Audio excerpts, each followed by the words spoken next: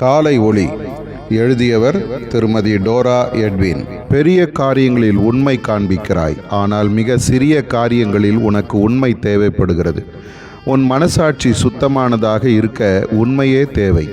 உன் கைகள் எனக்கு நேரே விரிக்கப்பட வேண்டும். பிறர் பொருளை சிறிதோ பெரிதோ இச்சித்து எடுத்து கொள்ளாதே. நேர்த்தியான ஒரு பாபிலோனிய சால்வையையும் 200 வெள்ளிச்சேக்கலையும் 50 சேக்கல் நிறையான ஒரு பொன் பாலத்தையும் கண்டு அதை எடுத்துக்கொண்ட ஆகானின் முடிவு என்ன ஆயிற்று? முழு இஸ்ரவேலும் தோல்வியை சந்திக்க நேர்ந்தது மட்டுமின்றி ஆகானும் அவன் குடும்பத்தினரும் அவனுக்கு உண்டான யாவும் கல்லெறிந்து கொல்லப்பட்டு அழிவுக்குட்பட்டார்களே. அப்படியே ராகேல் தன் தகப்பனுடைய சுரூபங்களை திருடி கொண்டதால் அவள் கானானுக்குள் பிரவேசிக்க முடியவில்லை.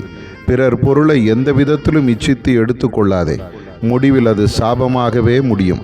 உத்தம இருதயத்தையும் சுத்த மனசாட்சியும் நாடு. உண்மையுள்ள மனுஷன் பரிபூர்ண ஆசீர்வாதங்களை பெறுவான். உனக்கென்று ஏராளமாக வைத்திருக்கிறேன். பூமியும் அதன் நிறைவும் என்னுடையவைகளே. தசம பாகங்களிலும் காணிக்கைகளிலும் உண்மையாக இரு.